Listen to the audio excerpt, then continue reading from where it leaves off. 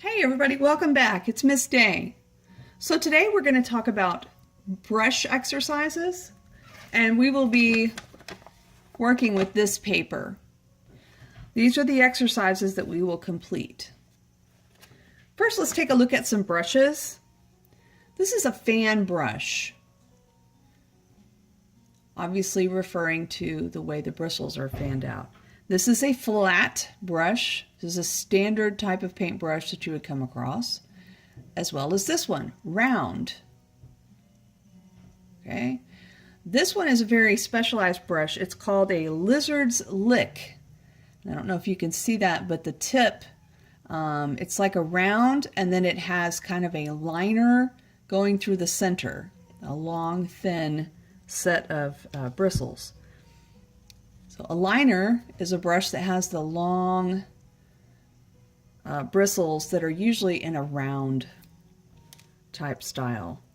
Angle brush refers to the angle. And then also this is a squirrel mop brush. It's wet, so it's not very fluffy right now.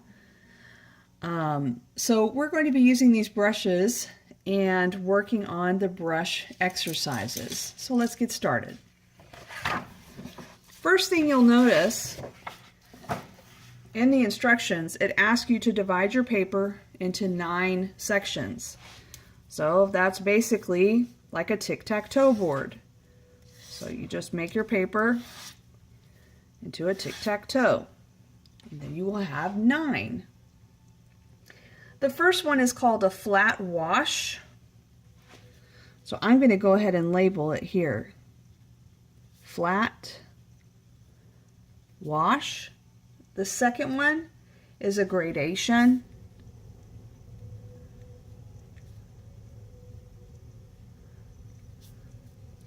Number 3 is a double gradation.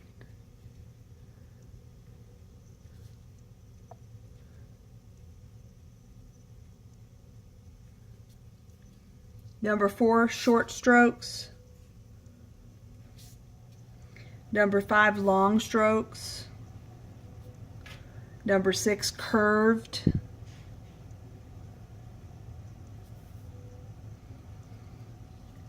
Seven, straight. 8, stippling. And 9 is scumbling, which is also like scribbling. Okay, let's get started. I'm going to go with this flat. Oh, actually, if I'm doing the flat wash, I'm going to use a mop brush. Make sure you have clean water. You want to get a lot of water in your paint. So your tray that you're using to mix your paint, you should have a lot of water. Okay. This brush holds a lot of water, so I'm going to add some water back into this paint. Mix it up here. Get a lot of water. Okay, so it says for a flat wash that this is used for covering large areas. Basically, you lay your brush down, you come across, back across, back across. You're just moving your brush back and forth. The best way to do this is to use a mop brush. I know you're going to be tempted to want to keep going back over and over and over it, but the best thing to do is just to let it kind of spread out and do its thing. For the gradation, it's telling you that you're going to have to add water as you go. So you're going to try to make it get lighter. So I'm going to pick up a little bit more paint. I don't want to touch this, so I'm going to start right here. I'm going to come across and go back, and then I'm going to pick up some water, go across, come back. I'm going to pick up a little bit more water, across, come back, pick up a little bit more water, across, come back, a little bit more water.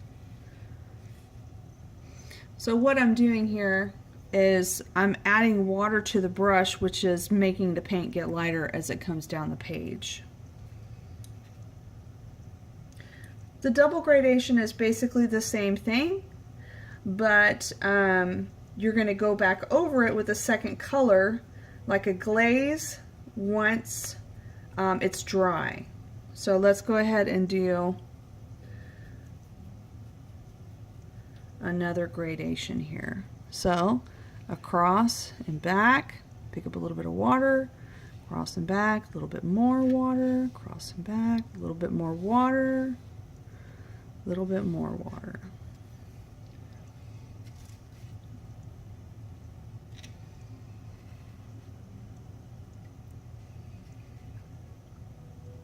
My paper is starting to curl.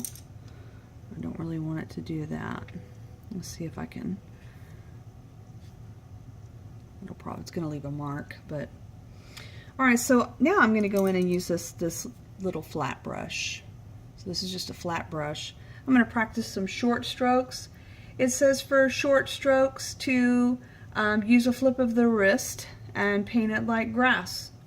So I guess we'll try green. So I'm going to get some green paint over here, making sure that I add water to it. Adding water. And I'm going to do some short strokes as if it was grass. So I'm just doing a little flick of the wrist.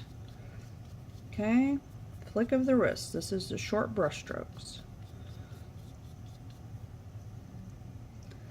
So I have the brush so that I'm painting with the side that's thin. I could try some short brush strokes by turning it to the side that's wide. For the long, you're going to have to move your arm. So I'm going to pick up some more paint here, adding water. Make sure you have clean water.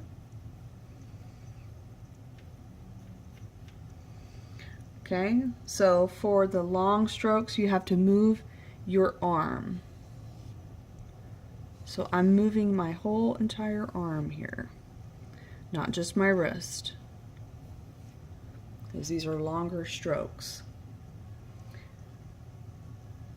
So for the number 6, the curved strokes, you're basically painting like a letter C. You're trying to get a little curved movement in your strokes. I need more water. Paint's getting too dry.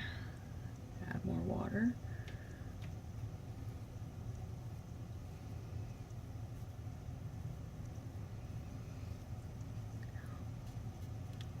Okay, for the straight strokes, pardon me, just need to be sure that you don't move your wrist as you're coming across. And again, you're using your arm, moving your arm. So straight.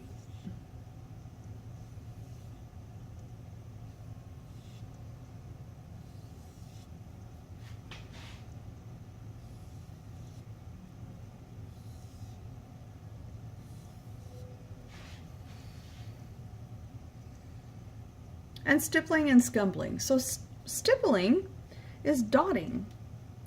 So you could dot with all different types of brushes. So try a few different brushes and see. This is the little flat. This is what it looks like. You get some interesting textures when you do stippling. Let's try another brush. I like the way the fan brush does stippling. Fan brush has a very interesting pattern for stippling. So I'm going to get some paint here. Make sure it has lots of water. So for the fan brush, you could do it like this. Very interesting pattern. You could do it more up on the tip. I'm going to pick up some more paint. And kind of spin it a little bit. So it's just a dotting motion. You're just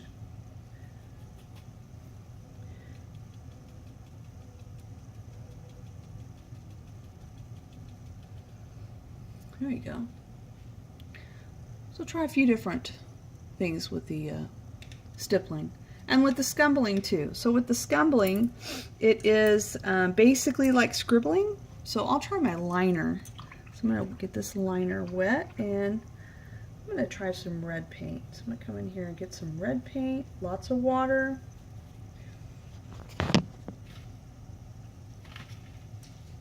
Trying to see if I can scoot over so you can see how I'm adding water to the paint.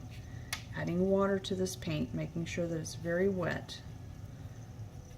not sticky, but wet. So scumbling is just scribbling. You're just scribbling. So these liners are known for being able to make a really long line. So this is scumbling. You're just scribbling. You could try different brushes, see what they look like. Let's come back up here and look at our washes and see where we're at. Okay, so it looks like the salt did leave a mark on my flat wash. Flat wash is not as flat as I would like it to be. I see a little bit of a bloom mark right through here that I would prefer not to have. The gradation didn't help that the paper started to round. It looks like it made the paint rush and create a bloom right there. But we're going to go ahead and work with it. And so for the double gradation, basically we're going to create two colors that bleed into each other. So I'm going to flip the paper around.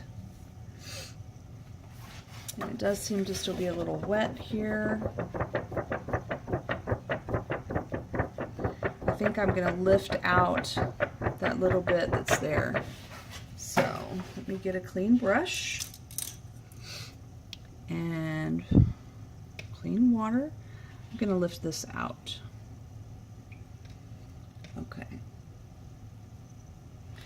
All right, so let's try green. So I'm going to pick up some green paint, mixing it with a lot of water over here.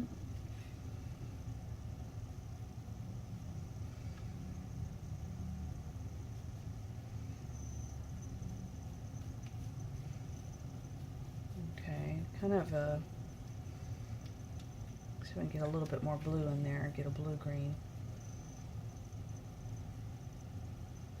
Okay, all right, so I'm going to start here, go across, back across, get a little bit of water, cross, back, a little bit more water, cross, back, a little bit more water, cross, back.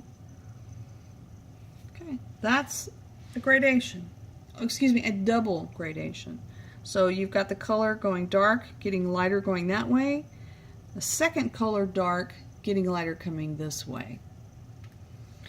Make sure you fill up the page. Practice your brush strokes. I expect this to be filled up. You don't just have to do a few and stop. Go back in and try different brushes and do curved strokes and the long strokes and the straight strokes and the scumbling and the stippling. Try it with a bunch of different brushes so you can really get some practice in before you start on your flower. All right, good luck.